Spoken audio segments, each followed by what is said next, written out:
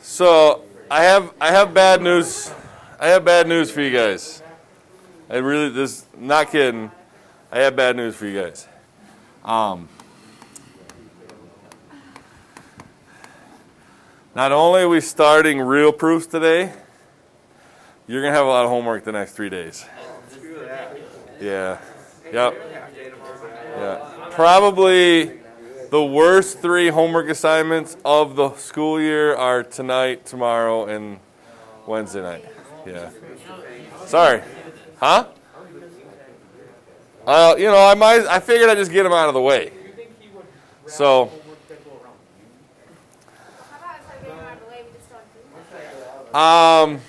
Could. The world would probably end if we didn't do this stuff. So. Hey, I think that's better than doing proofs. Would you? Come on, we have a better chance. We do have a half day tomorrow. All right. You guys going to want to write these down. Some tips. Tricks of the trade. How to do proofs. Is it next Friday? Huh? Is it next Friday, midwinter break? Yeah. And Monday? Yeah. All right. The first tip. Do you have a question? Why are we trying to prove something that's already been proven for thousands of years? Because at some point you're going to want to be able to write a proof for something that hasn't been proven. And there are proofs right now, you can look them up, that if you could do the proof, someone will give you $1 million today. Just got one math problem, do this proof, and here's $1 million. So there's a couple of them that sound easy when you read it, and then you go to prove it, and you're like, yeah, that's really hard. So, what? Serious? I doubt it. Okay. What is the point?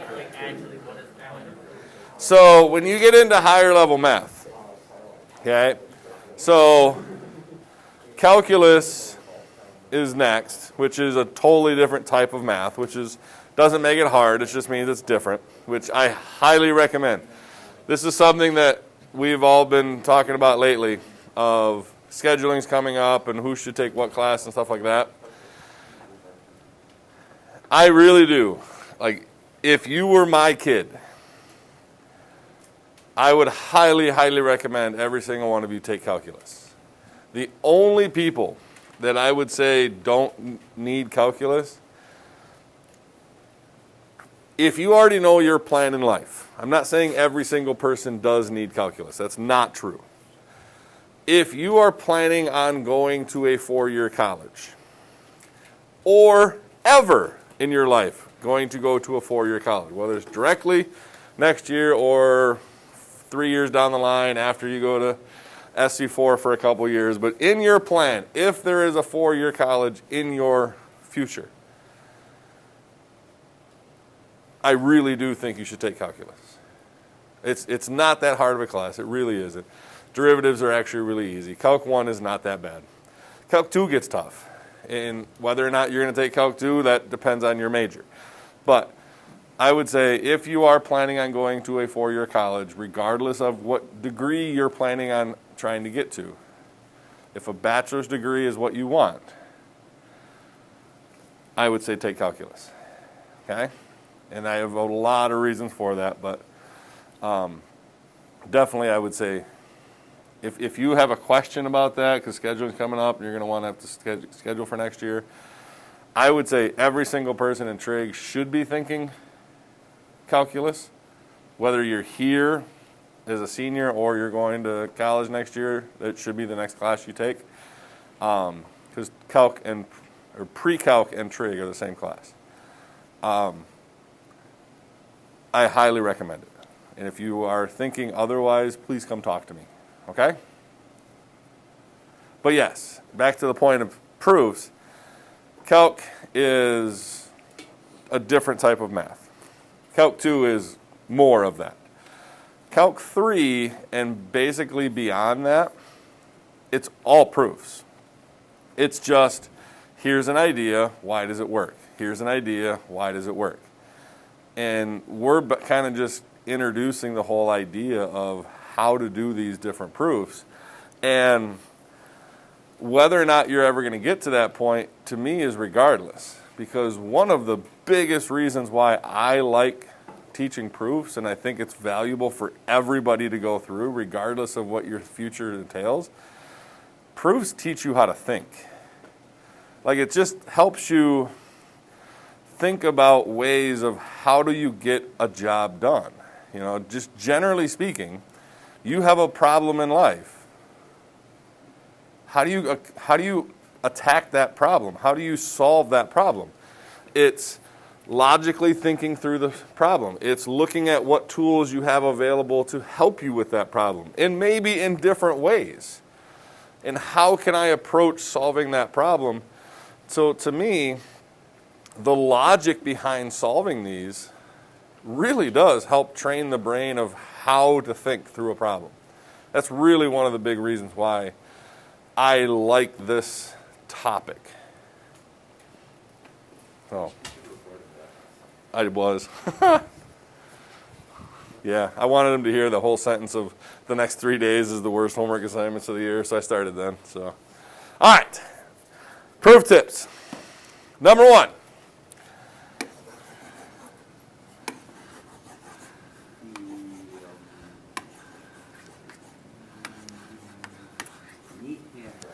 Be neat. I wrote it that sloppy on purpose. Be neat. Don't write sloppy. Okay? Yes, I wrote that sloppy as kind of a joke. But yes, be neat. One of the easiest things to do with these proofs is lose stuff. I mean, one little tiny squared or a plus symbol turning into a times, you mess up one little piece of the puzzle and the whole puzzle falls apart. It's basically like solving a 1,000-piece puzzle and you're almost done, but you're missing that one piece, and you're like, you got this piece together, you got that one, but you can't join them together because you lost a piece of the puzzle. If you're sloppy, that's going to happen. Be neat. Be organized. Along with this, don't be afraid to use some paper. You know, don't give your... I've already kind of talked about this in another section with you guys, but these are definitely the types of problems that when you start a proof, you don't know how much paper it's going to take. You don't know how many steps it's going to take. It might take you 3 steps. It might take you 12. But because of that, when it gets to the bottom of the paper and you've only got like 3 or 4 lines left on a sheet of paper, don't start another problem because you may need that. And a lot of you like to do this kind of thing. I just saw you had a paper open to that page. You had it split in half. Anyway, I would also probably not recommend right away, until you get the hang of some of these, not splitting your paper down the middle and, using both, because some of these proofs are really long vertically. Some of them are really long horizontally. Like if I gave you something like x plus 1 to the 7th power. Well, yeah, what are you going to have to do here? You're going to have to foil and foil and foil and foil, right? And then you're going to get these two together, and that's x squared plus 2x plus 1. You're going to have another one, right? And then you're going to have to foil, right? Is this going to be a really, really long vertically challenge problem? No, it's going to be an insanely long horizontally, right? So that's where, and you're not going to have to do this. This is just a quick example of what I mean by long horizontally, okay? So be neat. Don't be afraid to use a little bit of paper. Be organized. Tip number 2.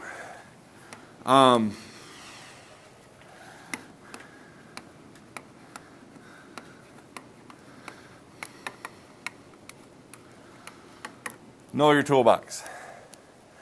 If you don't know your toolbox, these are going to be very, very difficult. Because the hardest thing to do is to recognize when a substitution can be made. You know, it's one thing to, be a construction worker and you have a fancy new tool. You have a multi-tool. Give me a fun tool.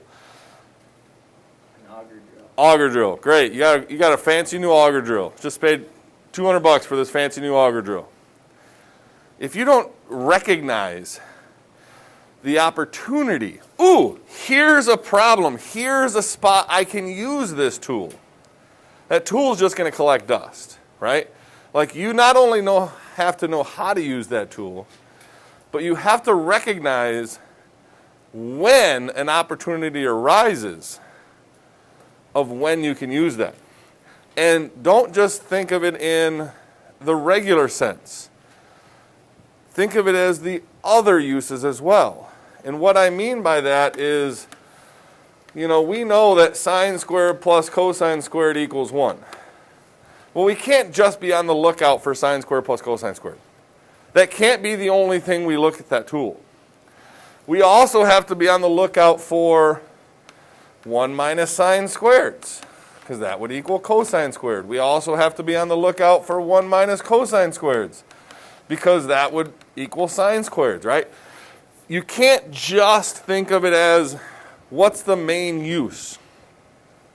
You also have to be on the lookout for the other uses. But if you come across this and you don't recognize that that's something that I can use a tool for, having those tools aren't going to help you any. Does that kind of make sense? Okay. Tip number 3, and this is probably the most common tip. Well, here, we'll do a general one first.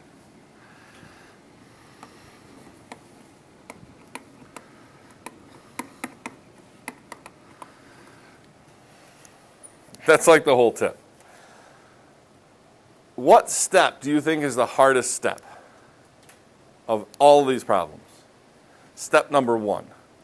The hardest step is getting the ball rolling. When in doubt, do something. Anything.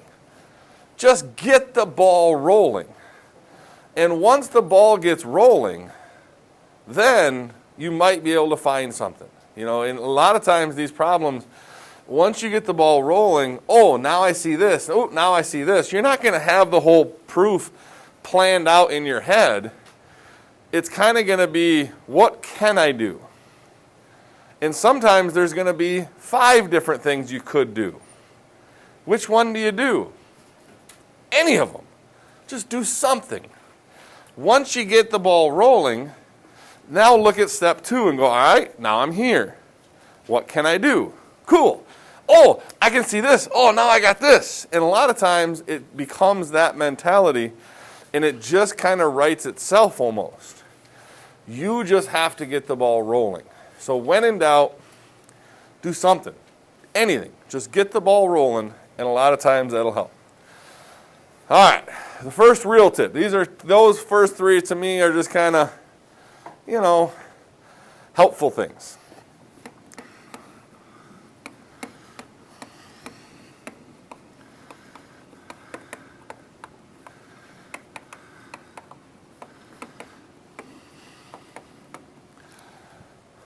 Turn everything into sine and cosine. Do you guys really like the reciprocal identities? Like when you see a cosecant and a secant and a cotangent, aren't those kind of yucky? Get rid of them. Get them right out of the problem as fast as possible. I would even say get rid of tangents. Turn everything into sine and cosine. Once you get it into sine and cosine, then start trying to get into match. Now, with that said, going on to kind of the next, to me, step 5, or the tip number 5, goes off of step 4 is if you see one trig function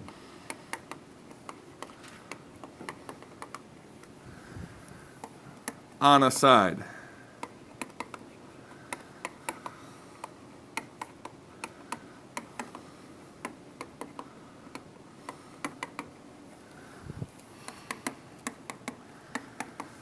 I don't know a good way to abbreviate that basically.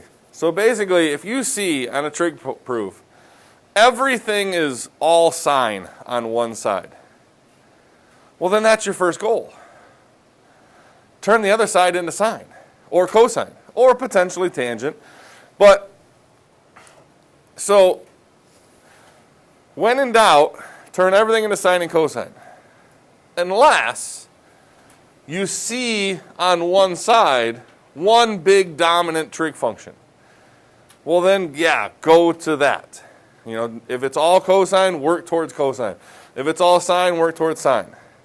If it's not all one, then turn everything into sine and cosine and go from there, okay?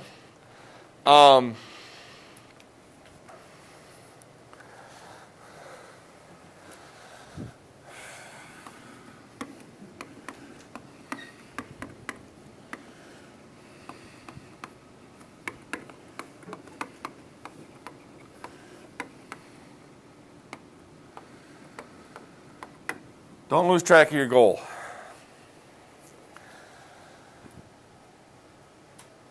What I mean by that is don't get tunnel vision. A lot of times with these proofs, what people do is they'll start working on one side of a proof. Okay? You'll have something over here equals, right? And we're going to draw that line. And you're going to go, all right, well that side's little, so I'm going to start working on the big side. You know, and you start doing some stuff, and you're 7-8 steps down. Because you got tunnel vision, and you just started working over here. But you didn't realize, right when you got to here, there was a simple solution, or simple substitution, that you could have went and you had that right there. Don't get tunnel vision and just solely work on one side. Remember the goal. What's the goal with these proofs? Just to get them to match, right? So do a step. Take a peek at the other side. Okay, do another step. Take another peek. And always remember, that's what I'm trying to do. Yes, sometimes these are just simplification problems. But sometimes they're not. It's really, I'm just trying to get from point A to point B. Don't just keep chugging on a problem, because you'll go right past the answer sometimes.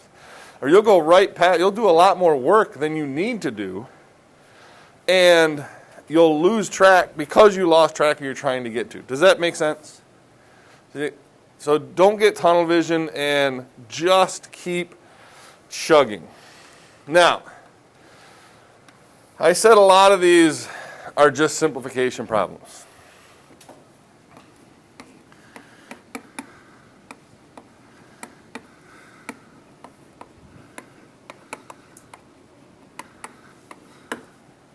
Find ways to make one. Think about your identities. What are some different things that equal 1? Sine squared plus cosine squared. Be on the lookout for that.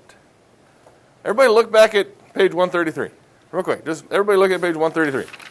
What are some things that equal 1? Sine squared plus cosine squared. 1. Well, yeah, 1 equals 1. But what are some other identities that equal 1? How about cosecant squared minus cotangent squared? That would equal 1. Secant squared minus tangent squared. That would equal 1. How about sine times cosecant? Or cotangent times tangent, like anytime you multiply something by its reciprocal. When you can make 1, why is that a helpful thing? It's way simpler. Sometimes it takes something that's really big and ugly horizontally, and it makes it really simple really fast. You know, if you had something like sine squared plus cosecant squared plus cosine squared minus cotangent squared. Like, that's ugly, isn't it? But I got a sine squared plus a cosine squared. What's that? That's 1. What's cosecant squared minus cotangent squared? Isn't that 1? Yeah? That's 1, right? So, that whole thing simplifies to 2. Doesn't it? Yeah. Yeah. No? No? So, it looks scary. And guys, these do seem scary. When I tell you to open up to the homework page, you're going to go, oh my God. They look scary. They're not that scary. They really, really aren't. Now, hold on. One more kind of big tip here. The rest of this comes down to one thing and one thing only.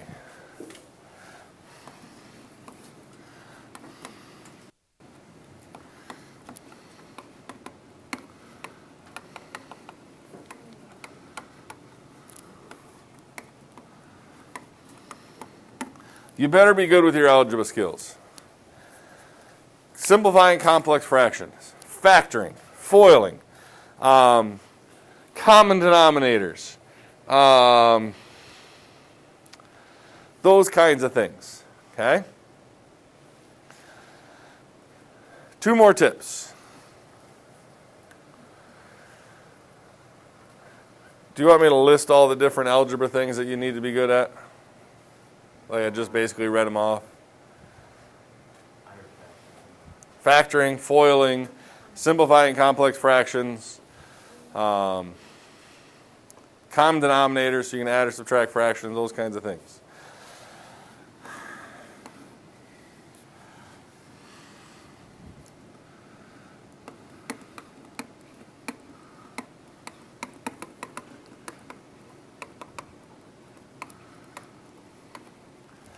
If you are totally stuck and you can't think of anything to do, try multiplying by 1.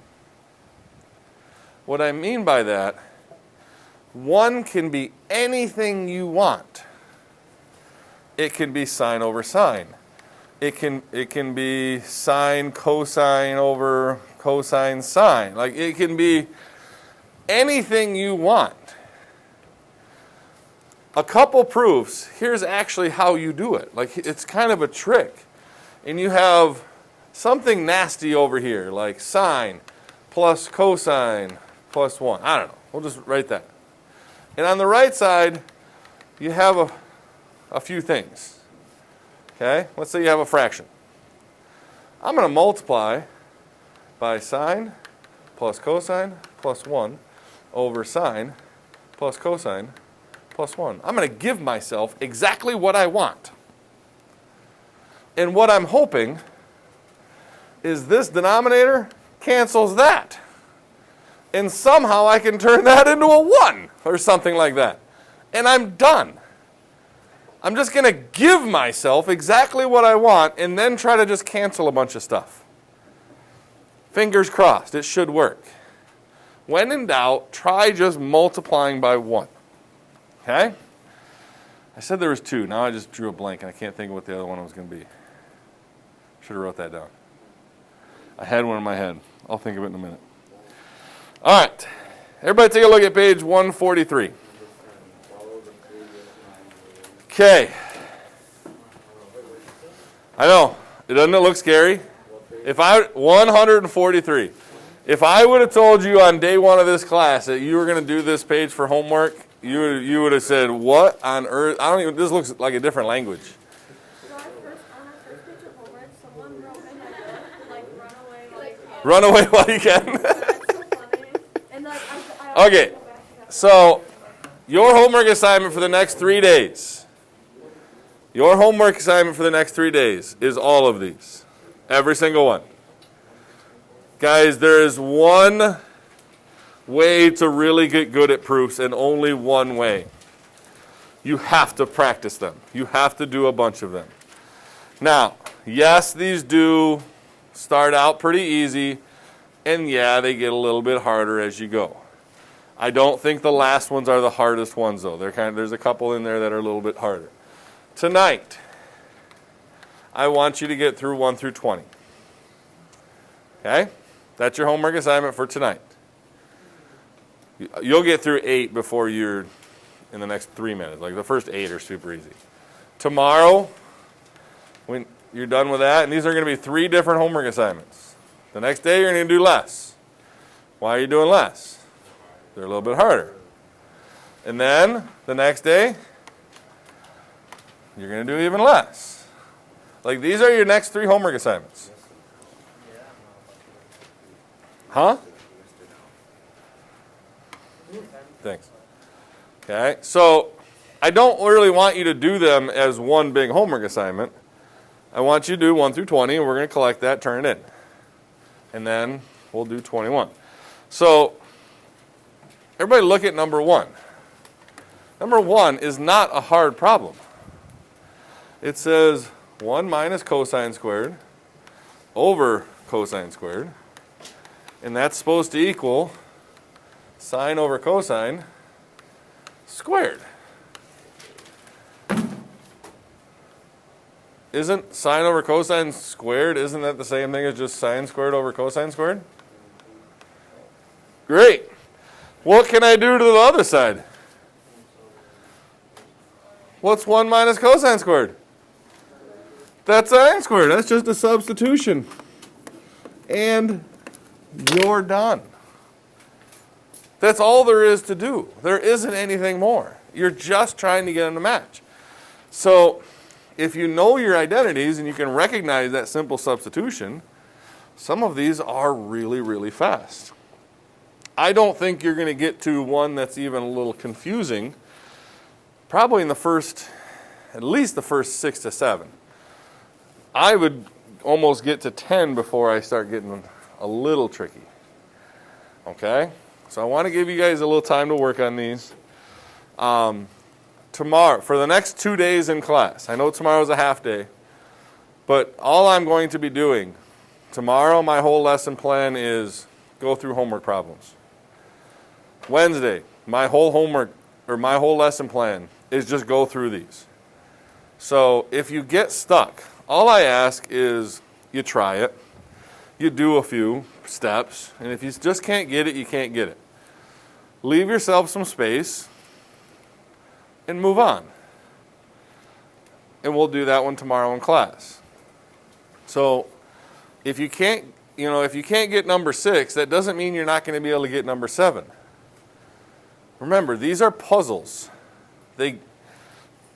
One puzzle might be easy for you because you see it and you don't see the next one.